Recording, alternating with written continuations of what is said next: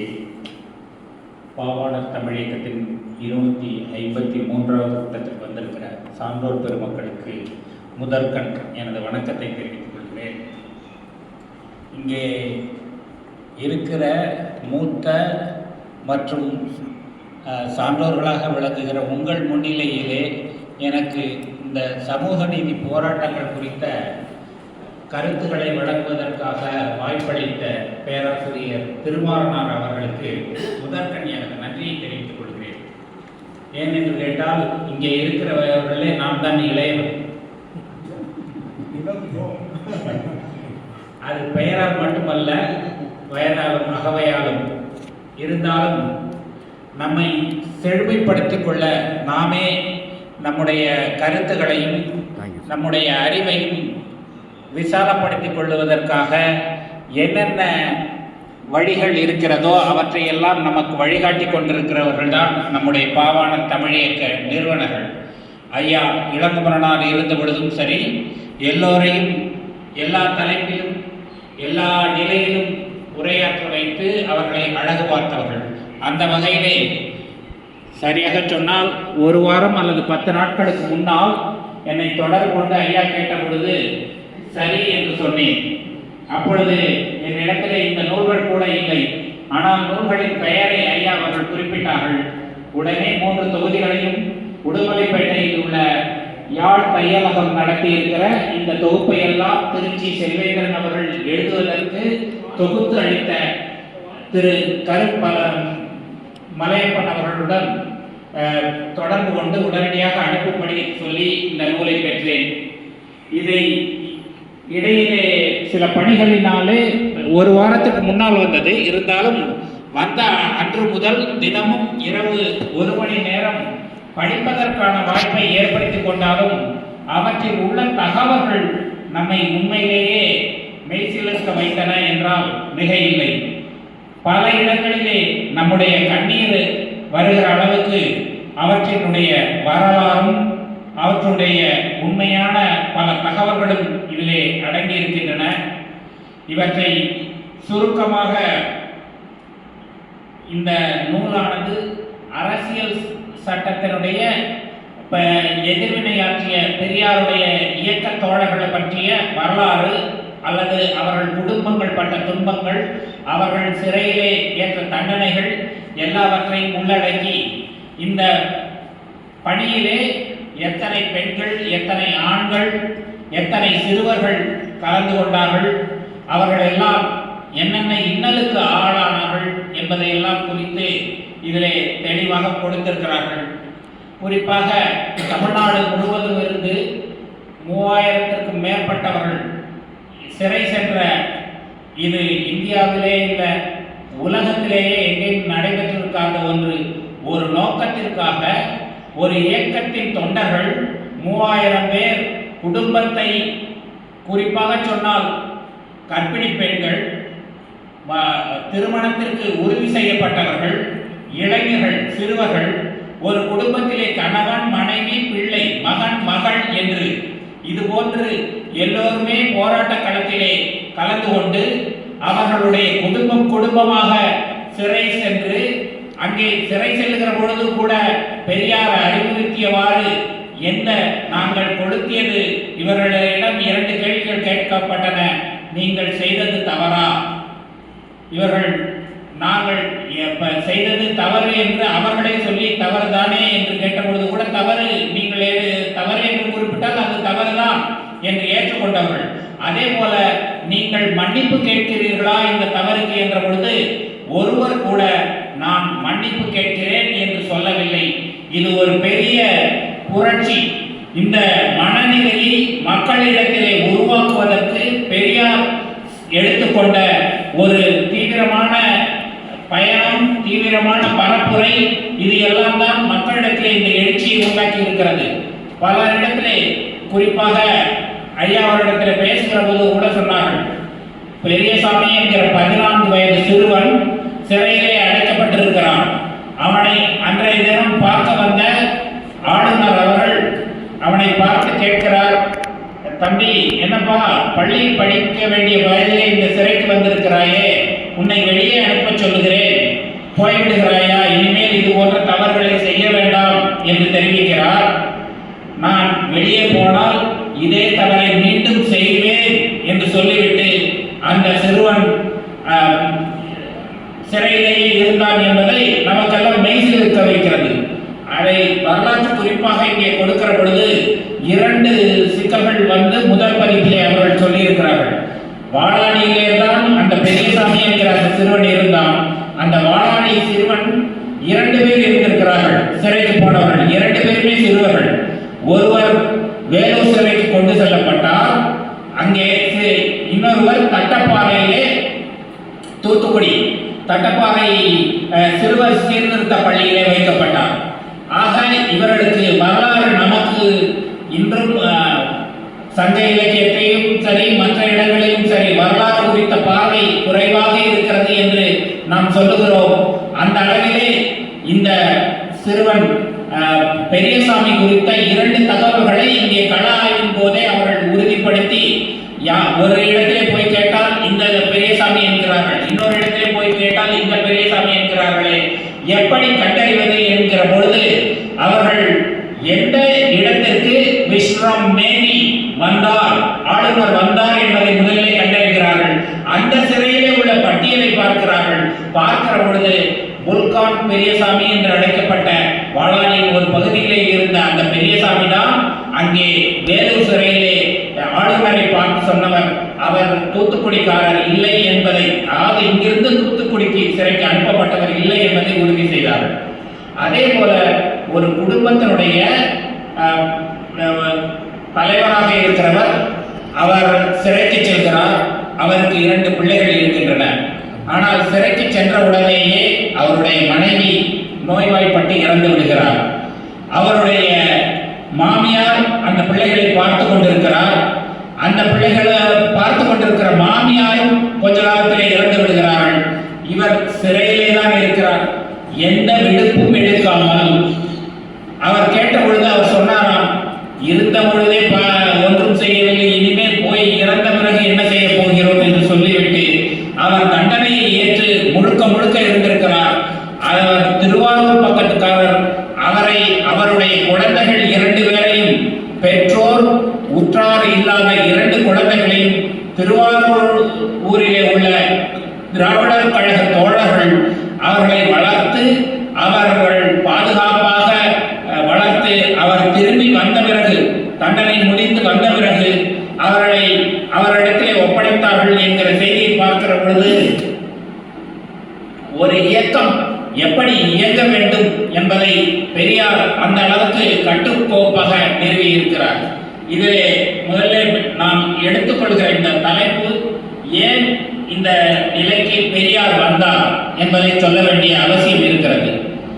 பெரியார் சென்னையிலே இருக்கிற ஒரு உணவகத்தினுடைய பெயரை மாற்றுவதற்காக அவர் ஒரு போராட்டத்தை முன்னெடுக்கிறார்.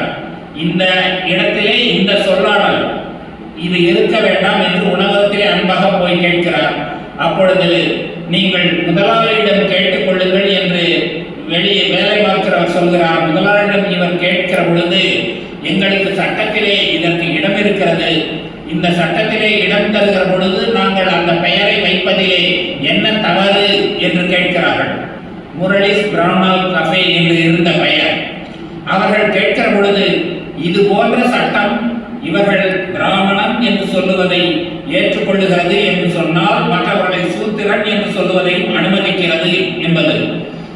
குறிப்பாக ஆணைமுத்து அவர்கள் தான் சொல்வார், வட இந்தியாவில் மட்டும்தான் 4 வர்ணம், தென்னிந்தியாவில் குறிப்பாக தமிழகத்தை பொறுத்தவரையில் 2 வர்ணங்கள் தான். ஒன்று பிராமணன், இன்னொன்று சூத்திரன், 2 தான். மற்றவர்கள் இங்கே இருக்கிறவர்கள் அவருடைய ஜாதி பெருமையை, அவருடைய குலப்பெருமையை, இனப்பெருமையை பேசுவதற்காக நாங்கள் ஒருவருக்கொருவர் உயர்ந்தவர்களாக காட்டிக் கொள்வதை வேண்டுமானால் முனையலாமே ஒழிய அரசியல் சட்டம் இதைத்தான் சொல்லுகிறது. இன்னும் சொல்ல போனால் இந்து கோட் ஆஃப் பில் என்கிற சட்டத்தை பி.என். ராய் அவர்களுடைய அம்பேத்கர் அவர்களும் சேர்ந்து நாடாளுமன்றத்திலே கொண்டு வந்து நிறைவேற்றிய பொழுது அதிலே குறிப்பிட்டிருக்கிறார்கள், யார் யார் முஸ்லீம், யார் யார் கிறிஸ்தவர், யார் யார் பார்சி இல்லையோ அவர்கள் எல்லோருமே இந்துக்கள். இதை 1973 தான். ஆனால் பெரியார் நான் இந்து மதத்தை விட்டு வெளியேறுங்கள் என்று சொல்லுகிறார். ஆனால் ஆணைமுத்து நேராக பெரியாரிடம் சென்று, நீங்கள் இந்து மதத்தை விட்டு வெளியேறினாலும் நீங்கள் இந்துக்கள் தான் என்று அவரிடத்திலே தெளிவுபடுத்திய, உங்களுடைய சட்டம் இப்படித்தான் சொல்லுகிறது என்று சொன்ன பொழுது அவர், ஐயோ தப்பா சொல்லிட்டையா என்று அடுத்த நாளே அன்றே உட்கார்ந்து அதற்கு நான் இது போன்ற ஒரு சிலருடைய தவறான தகவல்களால் சொல்லிவிட்டேன் என்று சொல்லி அவரே மறுப்புரை எழுதி, நாம் இந்துவாக சூத்திரர்களாக வாழக்கூடாது என்பதை சொல்லி 11 நாட்கள் அரசியல் இந்த கொள்கைகளை மட்டும், ஏன் இந்துவாக இந்த இருக்கிறது, அரசியல் இயக்கம் எப்படி முன்னெடுக்கப்பட வேண்டும் என்பதை எடுத்து 11 நாட்கள் சுற்றுப்பயணம் மேற்கொண்டார். அந்த 11 நாட்களில் 10 நாட்கள் ஆணைமுத்து இருந்தார். அவர்களோடு சேலம் கூட்டத்திலே பேசி அது ஒரு சிக்கலை உருவாக்கியது என்பதெல்லாம் அடுத்த கட்ட செய்தி. இருந்தாலும் இங்கே குறிப்பிட வேண்டியது, எந்தெந்த பிரிவுகள் 13(2) அதாவது இப்பாகத்தால் அளிக்கப்பட்ட உரிமைகளை பறிக்கும் அல்லது சுருக்கும் சட்டம் எதையும் ஒரு ராஜ்யம் இயற்றலாகாது. இப்பகுதியை மீறி இயற்றப்படும் சட்டம் எதுவும் அப்படி மீறிய அளவிற்கு பயனற்றதாகும். இது தமிழ்ல கொடுத்திருக்கிறது தான். அதை ஆங்கில இதுவும் வச்சிருக்கிறேன், இருந்தாலும் இதே போதுமானது. அதாவது நம்முடைய பழக்க வழக்கத்தினாலே இருக்கிற அரசியல் சட்டம் என்பது 1900 குடியரசான பிறகுதான் இவர்கள் ஏற்றுக்கொள்கிறார்கள். ஆனால் 26/11/1949 இங்கே சட்டம் ஏற்றுக்கொள்ளப்படுகிறது நாடாளுமன்றத்திலே. அப்பொழுதே பெரியார் கேட்டார், நீங்கள் 47 விடுதலை பெறுகிறீர்கள், 50 குடியரசாகிறீர்கள், நான் இந்த இடைப்பட்ட காலத்திலே 49 இந்த சட்டம் வந்த பொழுது உங்களுக்கென்று எந்த மக்கள் பிரதிநிதிகள் கிடையாது. அந்த நேரத்திலே நீங்கள் உருவாக்கப்பட்ட இந்த சட்டத்தை இந்தியாவின் சட்டம் என்று எப்படி நீங்கள் சொல்ல முடியும் என்ற அறிவார்ந்த ஒரு வினாவை பெரியார் எழுப்பினார்.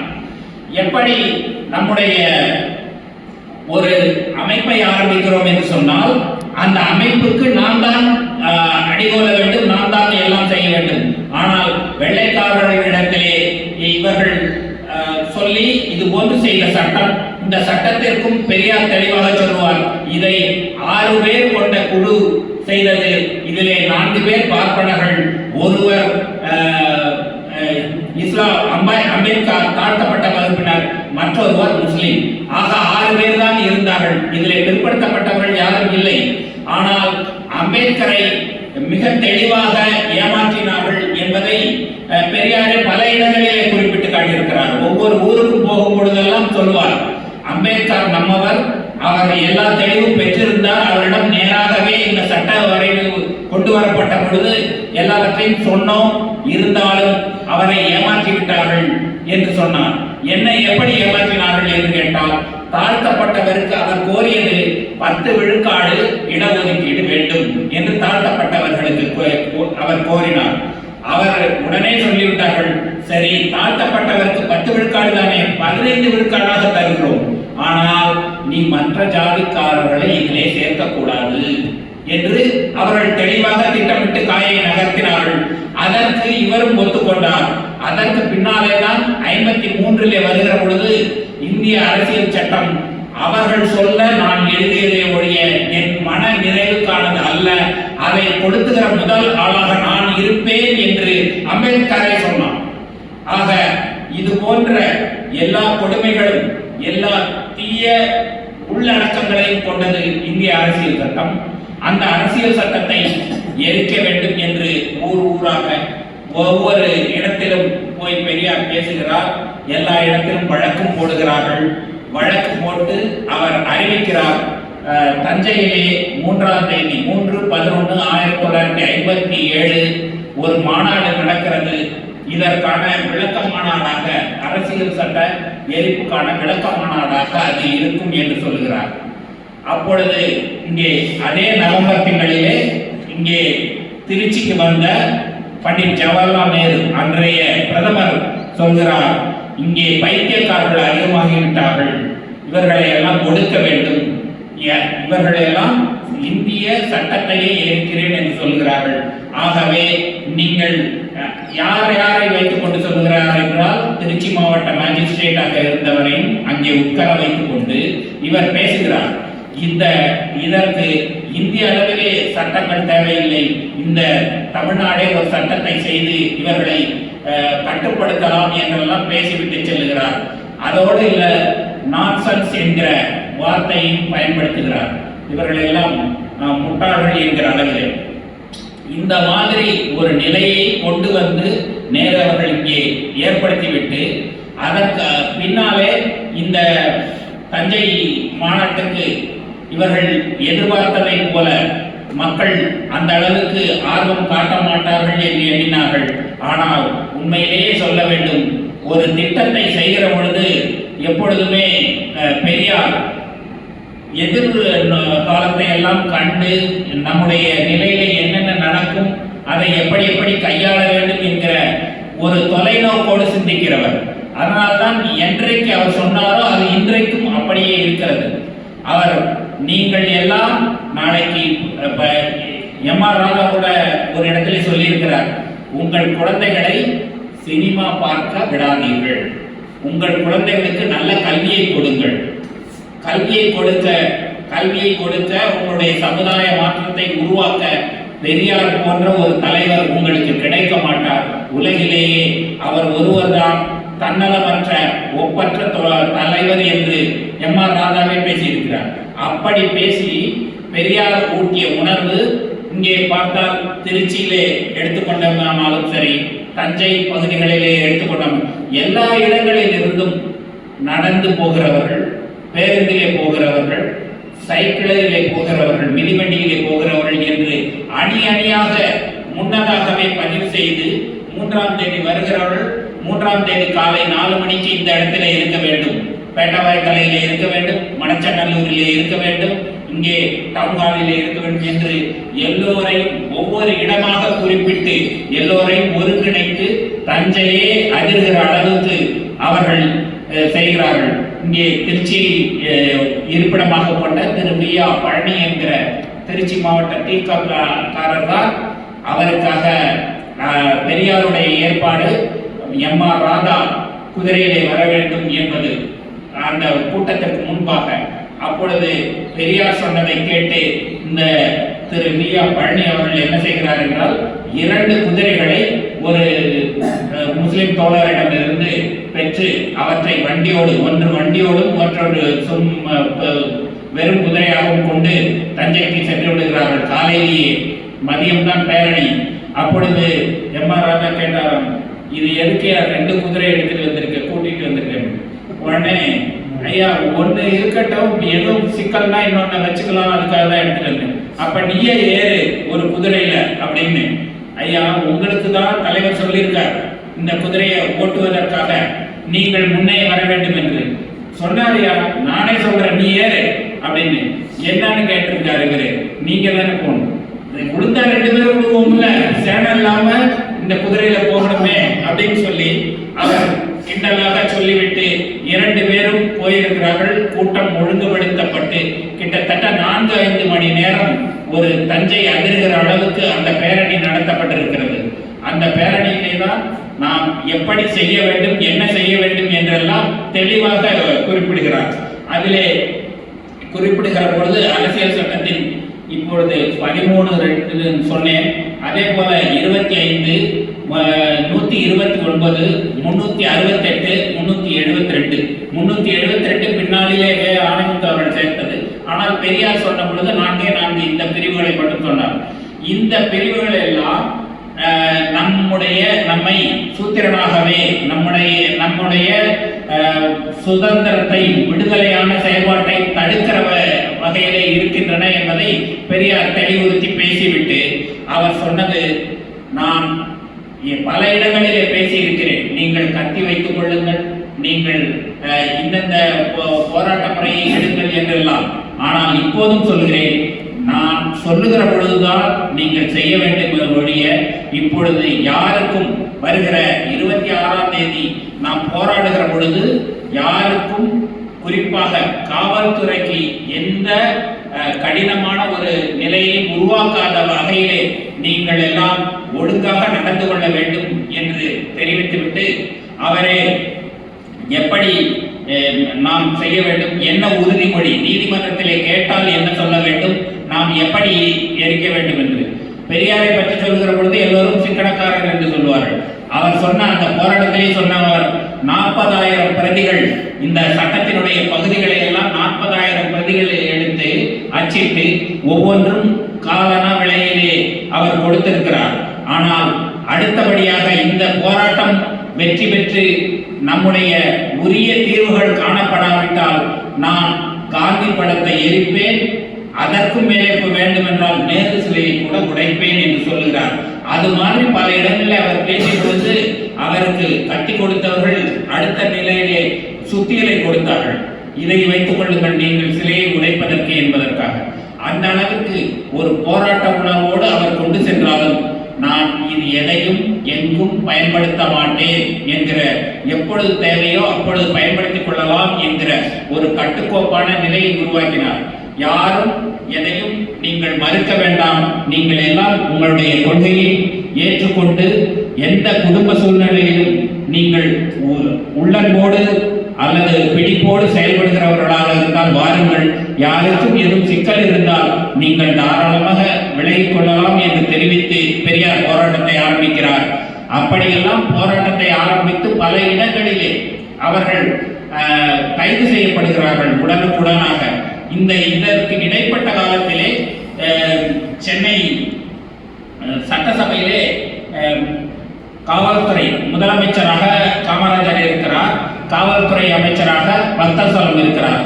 அவர் மூலமாக ஒரு சட்டம் கொண்டு வருகிறார்கள். அது என்னவென்று சொன்னால், இது போன்று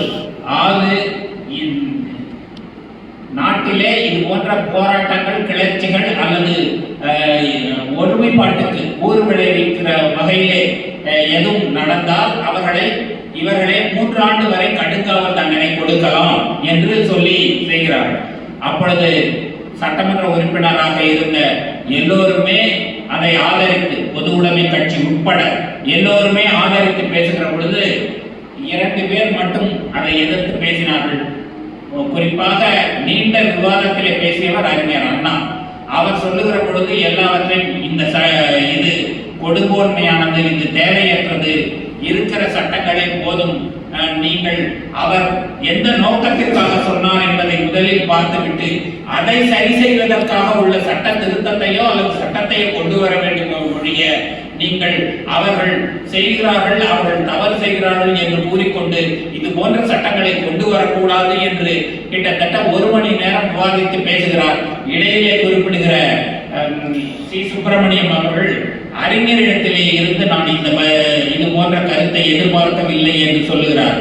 அப்பொழுது சொல்லுகிற பொழுது அறிஞர் அண்ணா சொல்கிறார், இங்கே எதிர்கட்சியிலும் சரி ஆளுங்கட்சியிலும் சரி உட்கார்ந்து இருக்கிற பல பேர் அவருடைய தயவாலை வளர்ந்து இந்த பதவியை அலங்கரித்துக் கொண்டிருக்கிறவர்கள்.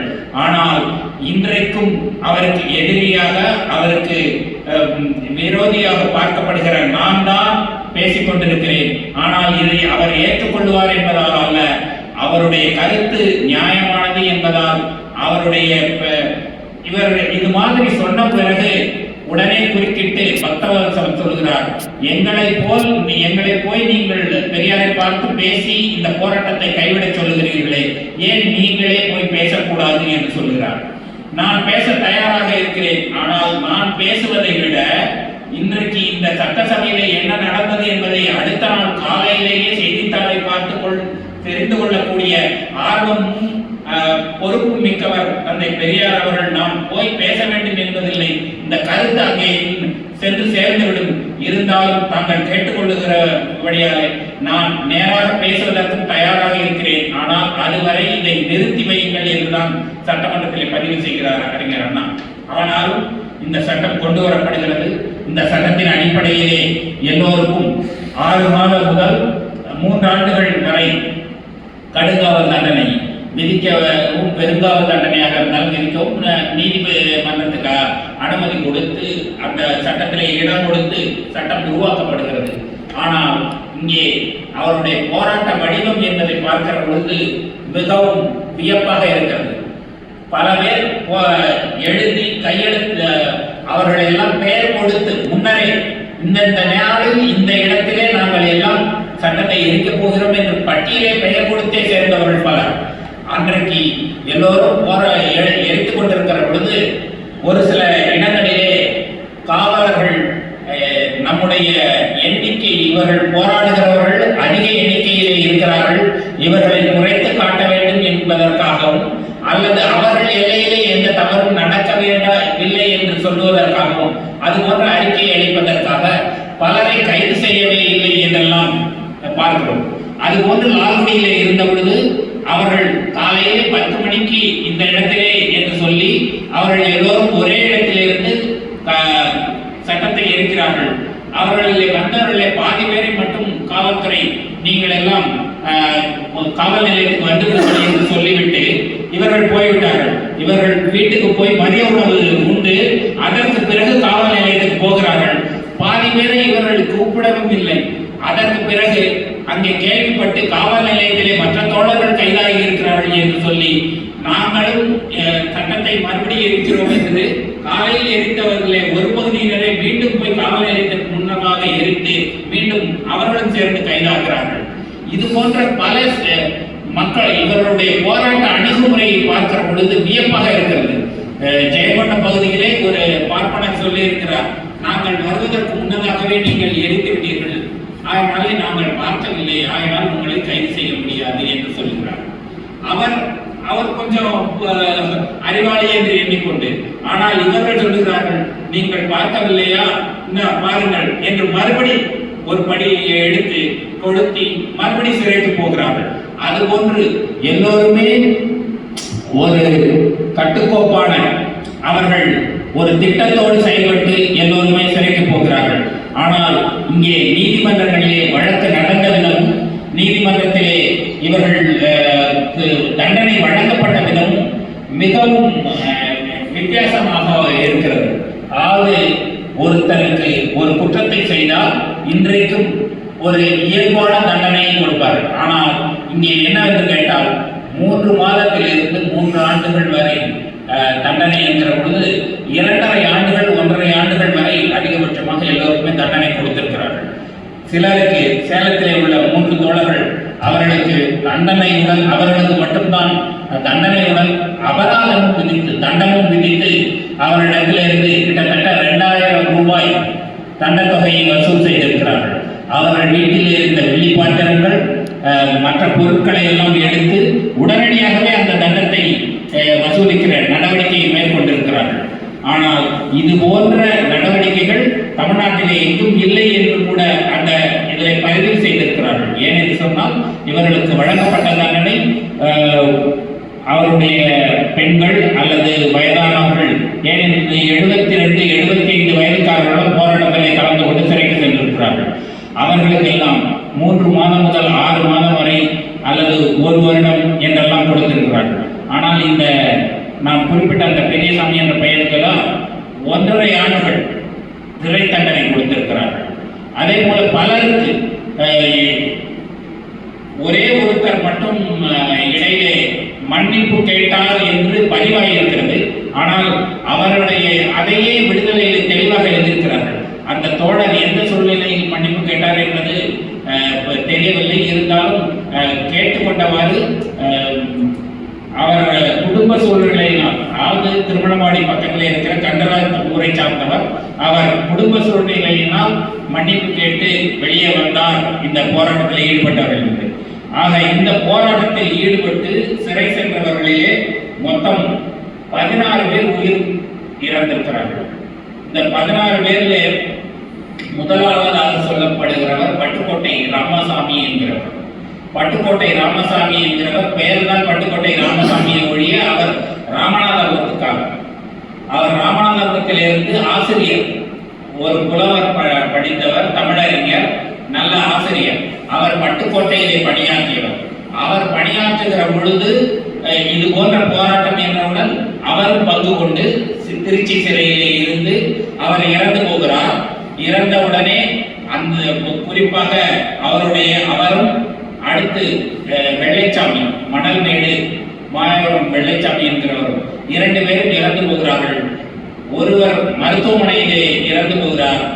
முதல் நாள் அல்லது ஓரிரு நாட்கள் முன்னதாக இவர் சிறையிலேயே இறந்து போகிறார். ஆனால் காவல்துறை என்ன செய்கிறது என்று சொன்னால், இவருடைய உடலை சிறை வளாகத்திலேயே புதைத்து யாருக்கும் எதுவும் சொல்லாமல் வைத்து விடுகிறார்கள். ஆனால் இந்த உடலை பெறுவதற்காக சென்னையில் இருந்து மணியம்மையும் வீரமணியும் இங்கே வந்து சிறையதிகாரிகளிடம் பேசுகிறார்கள். பேசினாலும் அந்த இவர்கள் என்ன கோரிக்கை வைத்தார்களோ அது நிறைவேறவில்லை என்கிற அளவிலே இவர்கள் மீண்டும் சென்னை சென்று அங்கே ஆட்சியாளர்களை பார்த்து அதை கூட தெளிவாக பதிவு செய்திருக்கிறார்கள். நாம் திராவிடர் கழகத்தாராகிய நாம் யாருக்காகவும் எதற்காகவும் ஆட்சியாளர்களை சந்திக்கிற ஒரு நிலையிலே எப்பொழுதும் இருந்ததில்லை. இருந்தாலும் இந்த தோழர்களுடைய இறுதிச் சடங்கிற்காக ஒரு மனிதாபிமான அடிப்படையிலாவது இந்த அரசு செயல்பட்டிருக்க வேண்டாமா என்ற நிலையிலே அவர்களை பார்க்க வேண்டிய கட்டாயத்துக்கு ஆளாக்கப்பட்டிருக்கிறோம் என்று சொல்லிவிட்டு அங்கே போய் அவர்கள் நேராக பேசி உரிய உத்தரவுகளை பெற்று அங்கிருந்து காவல்துறை மூலம் இந்த உத்தரவுகள் பரிமாறப்பட்டு இங்கே வந்து மறுபடி கேட்கிறார்கள். அப்பொழுதும் தாமதப்படுத்தி அவர்கள் மண்ணில் இருந்து கிட்டத்தட்ட அழுகிய நிலையிலே அந்த உடலை கொடுத்தார்கள்.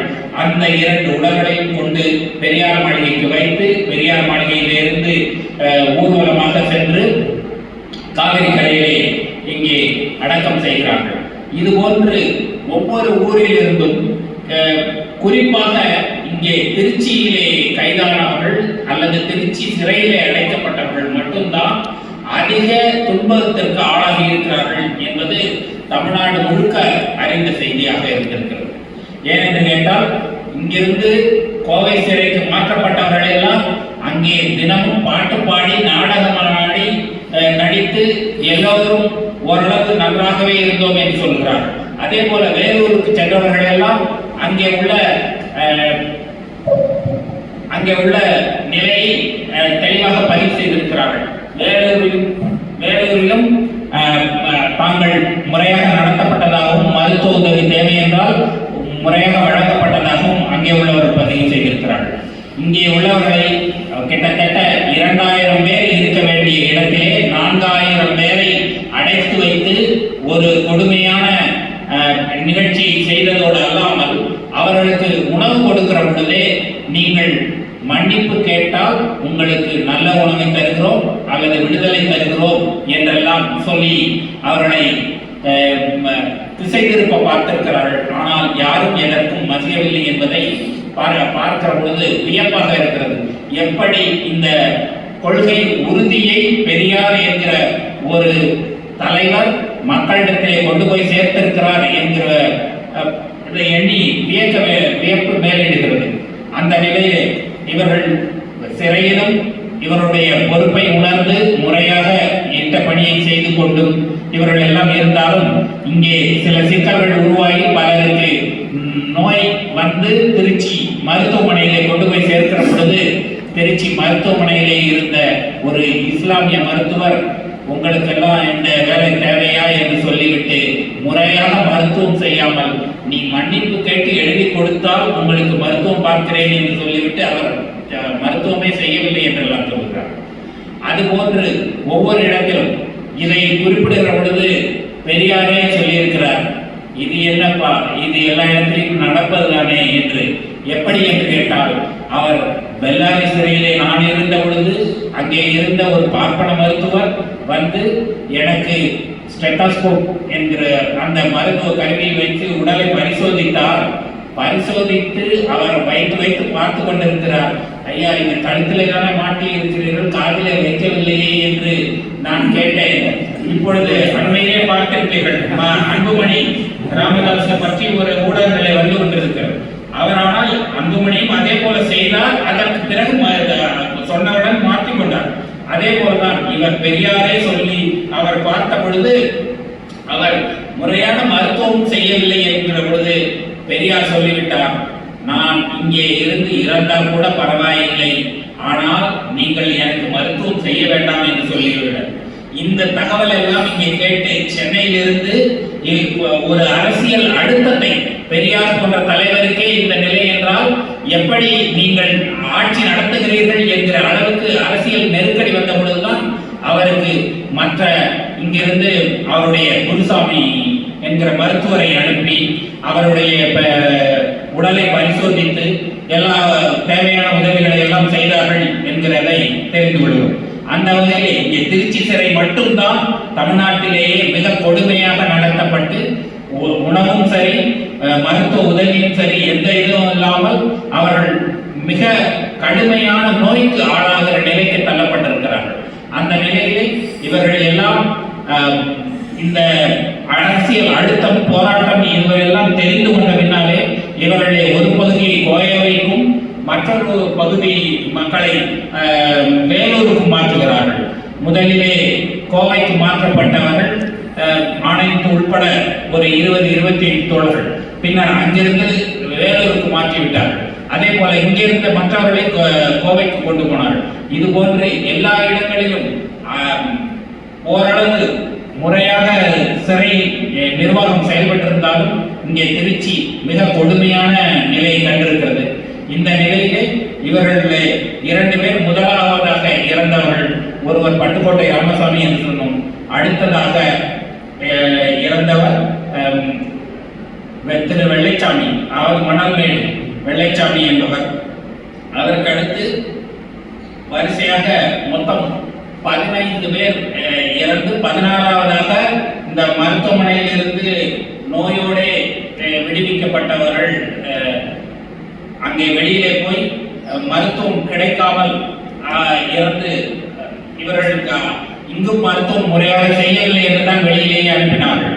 முறையாக மருத்துவம் செய்யாமல் உடல் நோயோடு இவர்களை இங்கே வைத்திருந்தால் நமக்கு தானே தொந்தரவு என்று அவர்களை விடுதலை செய்து அனுப்பினார்கள். ஆனால் அங்கேயும் முறையாக மருத்துவம் கிடைக்காமல் இறந்தவர்கள் எல்லோரும் சேர்த்து மொத்தம் 16 பேர் இருக்கிறார்கள். இவர்களே நாம் சொல்வது போல பெண்கள் 6 சிறைக்கு வந்த பொழுது 3 மாத கர்ப்பிணியாக இருந்த மகப்பேரோடு இருந்த பெண் அவர் வருகிற பொழுது விடுதலையாகி வருகிற போது 6 திங்கள் அவர்களுக்கு 6 திங்கள் 9 திங்கள் என்னமோ அவர்களுக்கு சிறை கொடுத்த பொழுது ஒரு 8 வார குழந்தையோடு அவர் விடுதலையாகி வருகிற பொழுது அங்கே இருந்தவர்கள் எல்லாம் வாழ்த்தொழியோடு அவரை வரவேற்றார்கள் என்கிற செய்தியை எல்லாம் இதில் பதிவு செய்திருக்கிறார்கள். அதுபோன்று ஒரு திருவாரூர் பக்கத்துக்காரர், அது மேஜிக் என்று சொல்லுவோம், எல்லாவற்று எல்லாம் செய்வார்கள், தந்திரக்காரர் என்றே இதில் போட்டிருக்கிறார்கள். அந்த தந்திரவாதியுடைய பெண் கலைச்செல்வி என்பவர், அவர் சென்னையிலே ஓராண்டு 1.5 ஆண்டு சிறை தண்டனை பெற்று அவர் விடுதலையாகிறார். பெண்களிலே அதிக அளவு சிறை வாசம் தண்டனை வழங்கப்பட்டவர் அவர்தான். அவரும் வந்த பொழுது சென்னையிலே இருக்கிற வடசென்னையினுடைய திராவிடர் கழக தோழர்கள் எல்லாம் இங்கே வந்து எல்லோருமே அவர்களுக்கு உரிய பாராட்டை மரியாதையும் கொடுத்து அவர்களை உணவு மற்ற இதெல்லாம் அங்கே ஒரு நாள் கிட்டத்தட்ட 2 நாட்கள் அவருக்கு உரிய பாராட்டுகளை எல்லாம் செய்துவிட்டு அதற்கு பின்னாலே அவரை இங்கே நீடாமங்கலத்துக்கு அனுப்பி வைத்தார்கள் என்பதை பார்க்கிறோம். இந்த இடத்திலே ஒன்றை குறிப்பிட விரும்புகிறேன். சென்னை என்பதாக அதில் வந்து இங்கே நேரு வந்து பேசிவிட்டு சென்னைக்கு போகிற பொழுது விடுதலைகளை செய்தி போட்டிருந்ததை படித்தோடனே சிரிப்பாக இருந்தது. மூளைக்கோளாறு ஆஸ்பத்திரி பக்கத்திலே நேரு பேசுகிறார், மூளைக்கோளாறு ஆஸ்பத்திரியில் நேரு பேசுகிறார் என்பதாக. அதாவது கீழ்ப்பாக்கம் என்று சொன்னாலே எல்லோருக்கும் அந்த மனநல காப்பகம் தெரியும் என்பதனாலே அங்கே போய் அவர் என்ன பேசினார் என்பதையும் விடுதலையை போட்டு இது போன்று நம்முடைய இயக்கத்தையும் நம்முடைய இவர்கள் பதவிக்கு வருவதற்கு முன்னால் இவர்கள் எல்லாம் ஒரு முற்போக்கான சிந்தனையை கொண்டிருந்தார்கள் என்றுதான் நாம் அவர்களை பாராட்டிக் கொண்டிருந்தோம். ஆனால் இது போன்ற இழிவான சட்டத்தை அவர்கள் திருத்துவதற்கு சரியாக இல்லை என்பதையும் இதிலே குறிப்பிட்டிருக்கிறார்கள். அதோடு இந்த பட்டியலை முதல்ல நான் யார் யார் இருந்தார்கள், எப்படி இறந்தார்கள் என்பதையே ஒரு 8/3/58 இவர்கள் போராட்டத்திலே கலந்து கொண்டது 26/11/1957. அப்பொழுதுதான் சட்டை போராட்டத்தை நடத்துகிறார்கள். அதற்கு பிறகு கிட்டத்தட்ட 1 மாதம் 1.5 மாதம் வழக்கு நடக்கிறது ஒவ்வொரு இடத்திலுமே. அந்த வழக்கெல்லாம் நடந்து இவர்கள் இங்கே சிறைக்கு சென்று வருகிற பொழுது கிட்டத்தட்ட 58 இறுதி வரைக்குமே இருந்து 1.5 ஆண்டுகள் 2 ஆண்டுகள் சிறைவாசம் முடித்து வருகிறார்கள். இவர் இறந்தது 8/3/58 ராமநாதபுரம் மாவட்டம் கமுதியைச் சேர்ந்த பாப்பான்குளத்தைச் சேர்ந்த தமிழறிஞர். பல நூல்களையும் கற்றறிந்த ஆசிரியர். அவர் பாமரர்களின் கல்வி அபிவிருத்தியில் அதிக ஊக்கம் செலுத்தியவர். ஒரு திண்ணைப்பள்ளி நடத்தியதுடன் தன்னிடம் வரும் பெரியவர்களான மாணாக்கர்களும் தமிழ் நூலறிவை பயிற்றுவித்து வந்தவர். பட்டுக்கோட்டையில் சாதி ஒழிப்பு போராட்டத்தில் ஈடுபட்டு கைதானவர் என்று அவரை பற்றி குறிப்பிட்டிருக்கிறார்கள் விடுதலையில். இவர்தான் முதல் பலியானவர். இவருடைய உடலைத்தான் பெறுவதற்கே போராட்டமாக அங்கிருந்து இங்க வந்துட்டு மறுபடி போய் தலைமைச் செயலர் அதாவது ஆட்சியாளர்களிடத்திலே போய் மீண்டும் வேண்டுகோள் வைத்து உடம்பை பெறுவதற்கு அலைய வேண்டிய நிர்பந்தத்தை உருவாக்கி இருந்தார்கள். அடுத்ததாக திரு பாப்பான்குளம் இவருடைய ஊரையும் போட்டிருக்கிறார்கள். அதாவது அவங்க யாருடைய பையன் என்பதற்காக பாக்கியத்தம்மாள் என்பது அவருடைய மனைவியினுடைய பெயர். எம்ஆர் கனக சபாபதி என்பது அவருடைய பையனுடைய பெயர். இவர் கிராம கர்ணமாக இருக்கிறார். பாப்பான்குளம் போஸ்ட் ராமநாதபுரம் என்கிற இதிலே நீங்கள் தொடர்பு கொள்ளலாம் என்று சொல்லியிருக்கிறார். அடுத்ததாக மணல்மேடு வெள்ளைச்சாமி இவரை பற்றி, இவரும் 18 வயது மட்டுமே நிரம்பியவர். இவரைத்தான் இங்கே கொண்டு மருத்துவமனையிலேயே முறையாக சிகிச்சை அளிக்காமல் கிட்டத்தட்ட சாகும் தருவாயை போட்டுவிட்டு இங்கே மருத்துவம் செய்யாமல் விட்டு விட்டார்கள். இங்கே இறந்தார். மருத்துவமனை கிட்டத்தட்ட வாயிலே இறந்ததாக கொள்ளலாம். அந்த அளவுக்கு இவர் கடுங்காவல் தண்டனை ஏற்றுக்கொண்டு 9 மாதம் அவருக்கு வழங்கப்பட்ட தண்டனை அதை ஏற்றுக்கொண்டு சிறைக்கு சென்றவர். ஆனால் இவரும் வயிற்றுக்கோளாறினாலே இங்கே திருச்சி மருத்துவமனையிலே பிழைக்க மாட்டார் என்ற நிலையிலே அங்கேயே மரணம் அடைந்தவர். ஆக இது மாதிரி பலர் வரிசையாக இதற்கு அடுத்து இங்கே இந்த வாரத்தில் 2 பேரும் இறந்த பொழுது இங்கே எம்ஆர் ராதாவே கண்டன கூட்டத்தை நடத்தியிருக்கிறார். அவர் இங்கே திருச்சியில பேசுகிற பொழுது இங்கே 2 பேர் இருக்கிறார்கள். இந்த 2 பேரை ஒருவரை மருத்துவரை சொல்கிறார், இன்னொரு சிறை காவலரை சொல்கிறார். இந்த 2 பேரையும் மருத்துவரை சொல்ல போகிற பொழுது மாஜி பாகிஸ்தான் என்ற அடைமொழியோடு சொல்கிறார். அவருடைய பெயர் எனக்கு தெரியவில்லை, ஆனால் மாஜி பாகிஸ்தான் என்று வைத்துக் கொள்வோம். ஏனென்று சொன்னால் எல்லோருமே முன்னாடியே சொல்லிவிட்டார்கள். இஸ்லாமியராக ஒரு மருத்துவர் அவர் தான் இது போன்று சொன்னார். ஆக மருத்துவரும் இந்த சிறை காவலரும் சேர்ந்து சதி செய்து இவர்களை கொண்டிருக்கிறார்கள் என்று சொல்லிவிட்டு சிறையை டபுள் மர்டர் என்று இவர்கள் இப்படி இருந்தால் எப்படி நாம் இவர்களுக்கும் சேர்த்துதானே போராடி கொண்டிருக்கிறோம், இவர்களே இப்படி இருந்தால் எப்படி நம்முடைய இனத்தை நாம் நல்ல நிலைக்கு கொண்டு போக முடியும் என்றெல்லாம் அவர் பேசுகிறார். அடுத்து 4/5/1958 இறந்தவர் வீரத்தியாகி ராமையன். இவர் மன்னார்குடிக்காரர். இவரும் 6 மாதம் இது பண்ணவர். காலக்கோட்டை என்கிற ஊரை சார்ந்தவர். இவர் இதே போல திருச்சியில தான் முடியாமல் அதற்கு அடுத்து மன்னார்குடிக்கு அனுப்பப்படுகிறார் விடுதலை செய்து. அங்கேயும் அவர் இறந்து போகிறார். மன்னார்குடியிலும் அங்கே உள்ள மாணிக்கவாசகம் என்கிற ஒரு மருத்துவர் அவருக்காக சிறப்பாக மருத்துவ உதவியும் செய்திருக்கிறார்கள். ஆனாலும் அவரை காப்பாற்ற இயலவில்லை. அவரும் இறந்து போகிறார். அதுக்கு அடுத்து மஜீத் என்கிறவர். இவர் திருவையாறு பகுதியைச் சேர்ந்தவர். இந்த 22 வயதானவர். இவருடைய அப்பா இஸ்லாமியர், அம்மா இந்து. இவர் மஜீத்ங்கிறவர். இது இங்கே ஒரு முக்கியமான செய்தி என்ன சொல்லணும்னா, இவர் இறந்து 6:30 மணிக்கு தகவல் கிடைக்கிறது இறந்ததாக. 9 மணிக்கு உடலை கொடுக்கிறார்கள். 9 மணிக்கு ஆரம்பிக்கிற ஊர்வலம் 10 மணிக்கு 1 மணி நேரம் அங்கே கட்டுக்கடங்காத கூட்டம் 1 மணி நேரம் அவர் உடலை சுமந்து கொண்டு அந்த ஊர்வலம் செல்கிறது. இருந்தாலும் அவர்களுக்கு காவல்துறை வந்து காவல்துறை அவர்களை தடை செய்து நீங்கள் கொண்டு போகக்கூடாது என்று சொல்கிறார்கள். ஏன் என்று கேட்ட பொழுது இவர் மஜீத், இவரை இஸ்லாமிய முறைப்படிதான் நீங்கள் அடக்கம் செய்ய வேண்டும் என்று குடும்பத்தினர் சொல்கிறார்கள் என்று சொல்கிறார்கள். அது குடும்பத்தினர் என்று சொல்லவில்லை, உங்களுடைய மதத்திலே உள்ளவர்கள் சொல்கிறார்கள் என்று சொல்கிறார்கள்.